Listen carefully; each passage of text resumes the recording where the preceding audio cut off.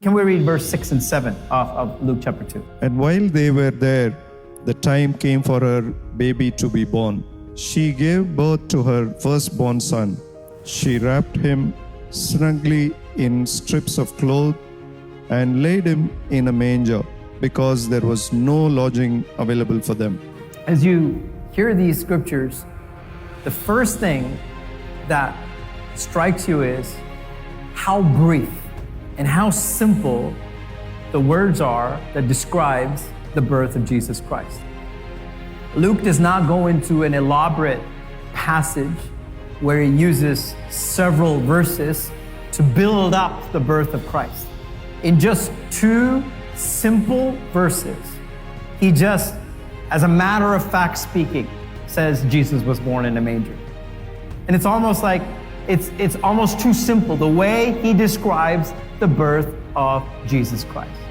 And even the fact that he says that he was born in a manger, that Jesus did not even have the luxury or the privilege to be born in his own room. He had to be born in a place where they couldn't accommodate him. They couldn't even give him the decency of a space to be born in. And that's how matter of fact Luke makes the birth of Jesus appear, as he explains. As you read that, you're thinking, today, when we talk about pregnancy, we talk about birth, there's so much planning and talk that goes into it. The moment, a mother-to-be finds that they're pregnant, the first question is, which doctor? Which hospital? And then normally the mother or mother-in-law says, we've always had our babies at this hospital. So you're gonna have your baby in this hospital.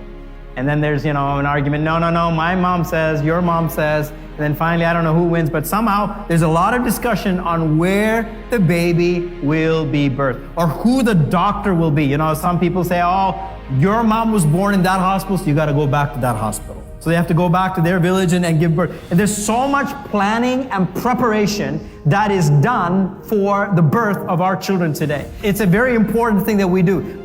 Mary and Joseph, they're birthing the Savior of the world. And it happens just so matter of fact, accidentally, or it happens by chance. There's actually no preparation. You're thinking, why wouldn't God have made the arrangements so that Jesus could have been born in Caesar's palace? That could have been arranged. Or he could have been born in a nice Sadducee's home.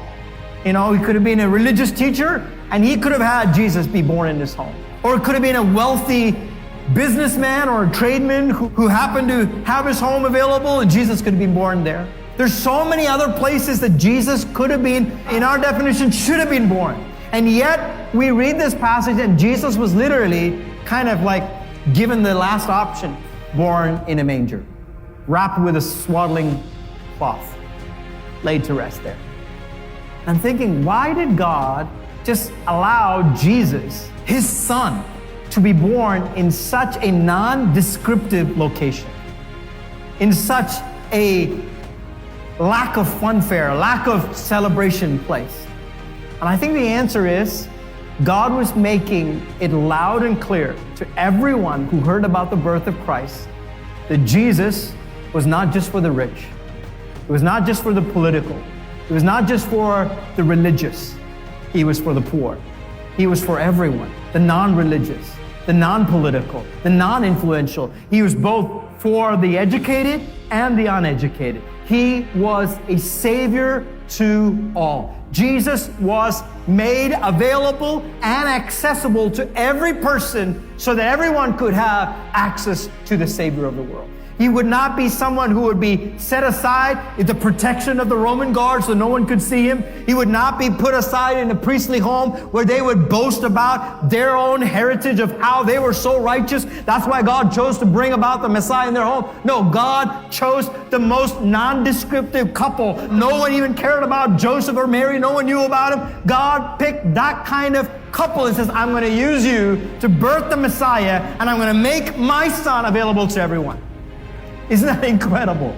That Jesus is a Savior for all, available for all. There is no limitation. There is no hindrance for anyone, rich or poor, big or small, political or non-political, to come to Christ. Everyone can come to Christ.